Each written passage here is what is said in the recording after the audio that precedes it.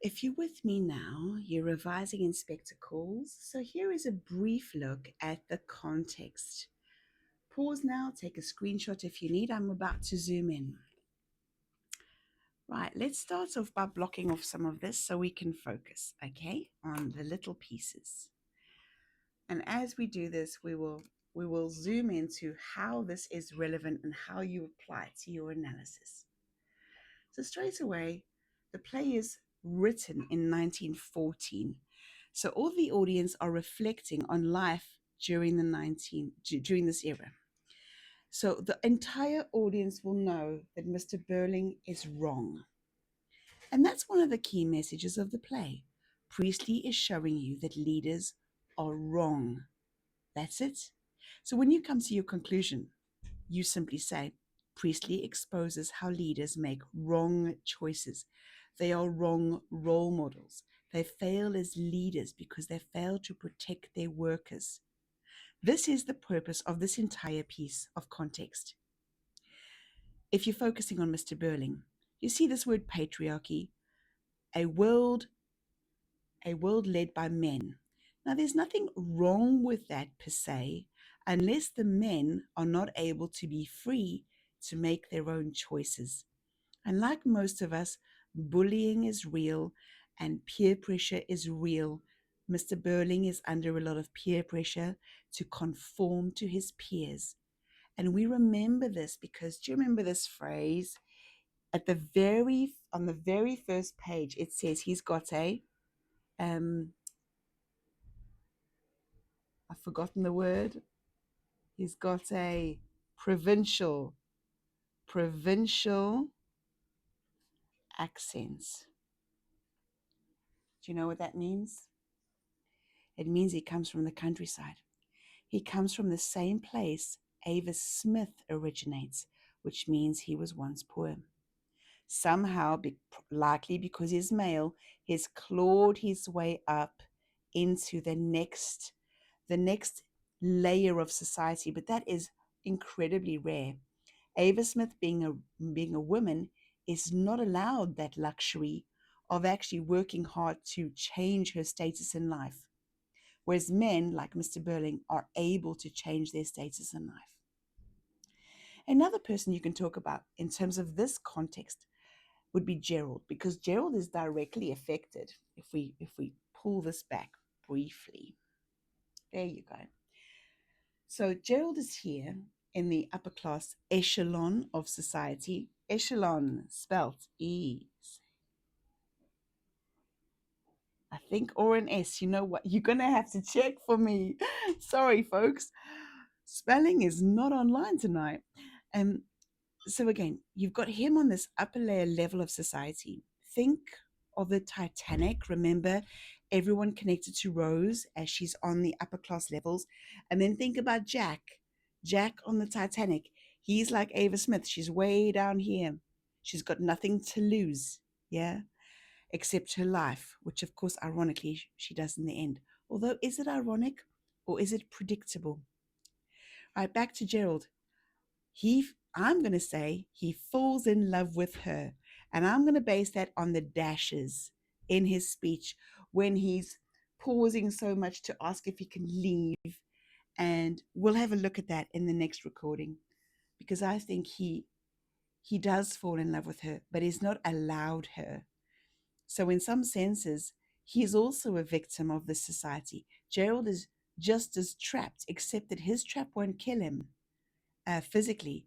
It'll kill him emotionally if he can't marry the person he loves. But then again, arranged marriages are normalized. They're expected. They're the standard. And therefore, so are affairs. Affairs are normalized, which is why Priestley is saying the entire society is toxic. And he's completely correct.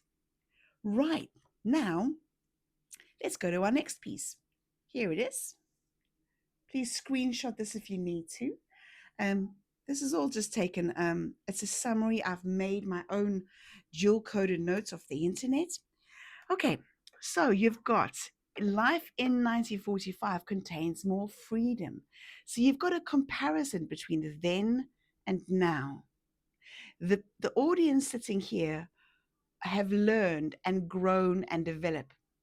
But of course, Priestley thinks if they haven't, let's turn one of these men into a victim and humiliate them in such a frustrating way that the men here will quickly reflect on whether they are the next victims. So remember Priestley here. He is frustrated because he spent his life in the public domain in voting for um, a society that is more responsible and voting for a society that helps the poor, a socialist society, not a capitalist society.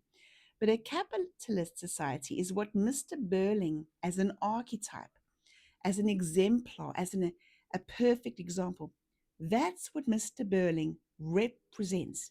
So he's kind of a carbon copy of all the men who own businesses here. And that's why he's dangerous, because he's not ignorant.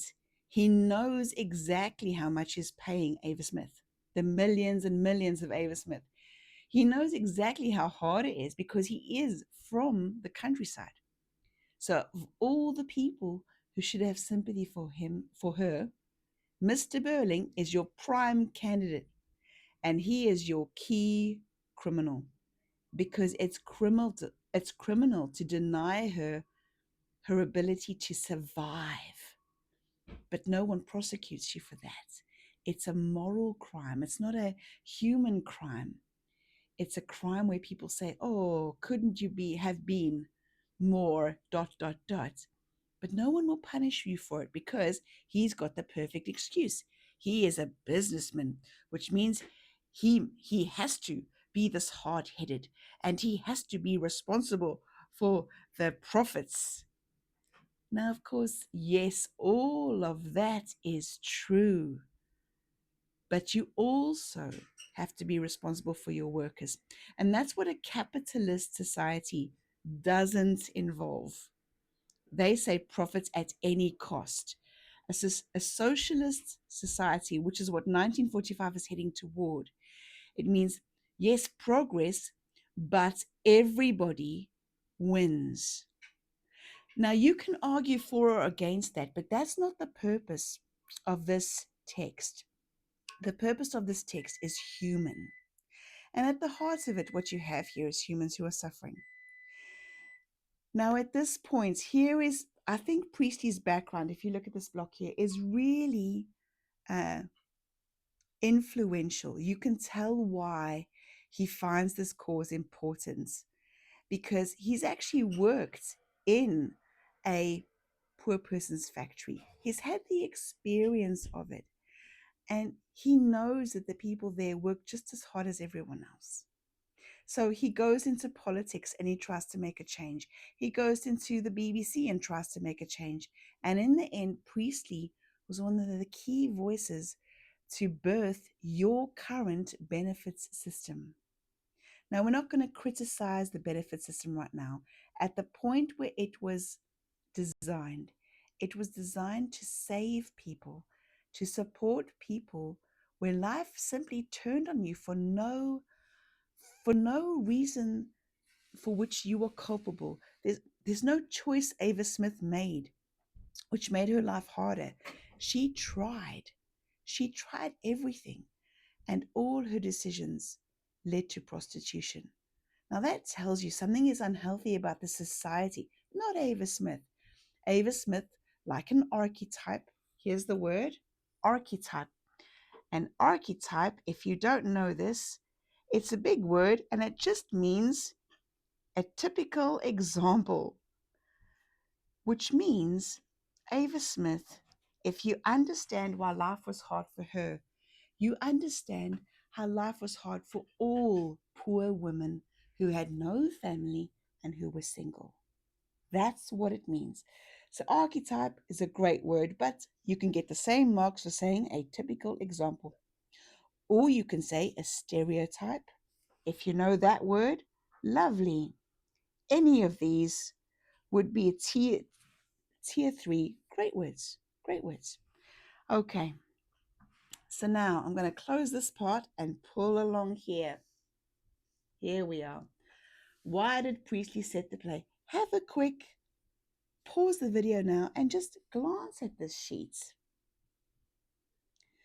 So it's obvious, right? Misogyny. We know it as misogyny today. They would have known it simply as women didn't exist except to belong to a man. So what you have here is when they're objectified, and this is where I'm going to write an extra few notes here. They're objectified. So think about, remember when Gerald met Daisy Renton, new fake name?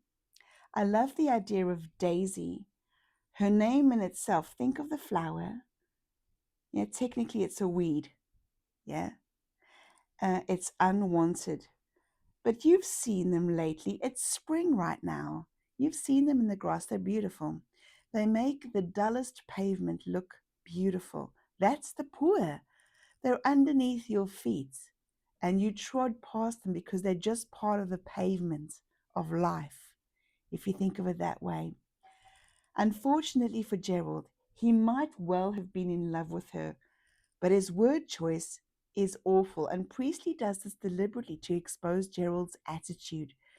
And again, Gerald is simply reflecting the accepted attitude of all men at that time, meaning Gerald technically can't behave in any other way. It's very rigid. In order to belong, you have to conform. And Gerald is conforming, right? So he installed her like a washing machine. He installed her in the apartment his friend lent him while his friend was overseas. His friend is largely irrelevant. And then ultimately, when their affair stopped, because the friend was returning to England and he wanted basically his room back, Gerald ended it. So at this point, she's pretty much a washing machine. I mean, this is very much dehumanization. Let's write that. Dehumanization. You could call it turning a person into an object, which is just objects. She's objectified, or it's objectification. Oh my goodness. Actually, my pen's helping here. Do you notice how easily the letter's breaking? Imagine if the rich were this nice pen and the poor was the lead.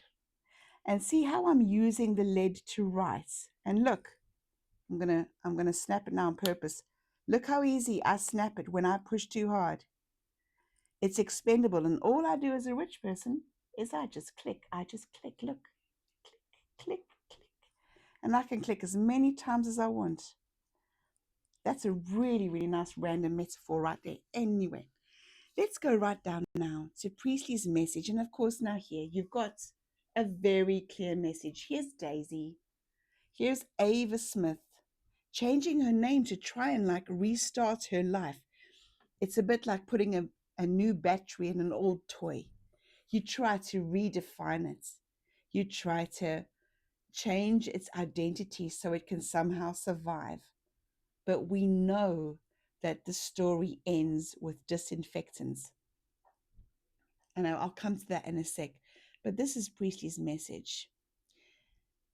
The word polemic you can use or you can just replace. If you can't remember it, just simply say, Priestley's got an extremely strong verbal attack directed precisely at Mr. Burling's head and all other businessmen like him. Because Priestley is frustrated, he's angry, he's irate, he's fed up, he's being ignored. Just like the plight of our little Daisy Renton / Ava Smith is being ignored. They know it's there, and that's the issue. Here's my word. Upper class businessmen, they are willfully blind. They're not ignorant. They know it's there. They know they're underpaying them, but nobody's pulling them up. It's like a peer pressure club. Until one of the business owners breaks, they're all going to copy and paste what the other is doing because they're weak men. It's about money, and it's amazing how much you'll sacrifice for money. Most people, when money is involved, will give up their left toe. So this is an attack on men like Mr. Burling. Miss Priestley is not being polite now.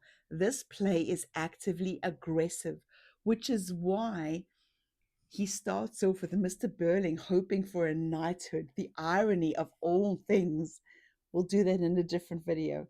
And ends up with him being dobbed in with a phone physically ringing to finally connect illusion versus reality, a hidden crime with a real crime. A girl has died. And I love the simplicity of it because it shouldn't be important. A girl has died. It's tier one. You notice tier one vocabulary, simple, simple words, technically, that you learn in primary school, nursery school, easy to fix. A girl has died. But you can switch that. A girl could have been saved. And instead of being the hero, instead of actually winning a knighthood and earning it, instead of purchasing it, Mr. Burling, if he'd just done the right thing, he could have had the same headline. A girl has been saved. How much better is that? But no, no, he doesn't listen. Sheila rebuffs him, saying, "Stop pretending you didn't do it. Stop pretending. Stop pretending you're a good man." She repeats pretending because that is what they're all doing. And Priestley knows it, and Priestley's angry about it. And Priestley's had enough of watching it. A girl has died. And suddenly, instead of that being unimportant in Mr. Burling's life, that becomes his defining moment because he failed. And Priestley smiles because finally the rich men get it. They cannot ignore their workers' needs. They cannot use them like this pencil and expect to just have an endless supply of them. They are literally dying. This little lead that keeps snapping off, that's a life. And that's why Priestley's angry. But if you were in Priestley's shoes and obvious errors were made and you pointed them out and they were just ignored, you would be just as angry as he is. So I love how he warns his audience because I think people will walk away from this play going, I'm just going to check. And isn't that the best lesson of all? When people are so afraid that this could happen to them that they just go and check. That's the biggest change Priestley could have ever wished. And it's highly effective because Mr. Burling loses the greatest thing of all, his reputation. So that's a really great punishment. Now, of course, we do live in a real world. And Priestley, when he was one of the voices who set up the benefit system, I mean, in an ideal world, yes, people should all take care of each other, but we still do have homelessness. We still do have inequality. We still have the same issues, but what you must remember is it's to a lesser degree. So it's still victory. It's not perfect victory, which is why as a society, the purpose is to keep reading the play and to keep growing, to keep making this divide smaller.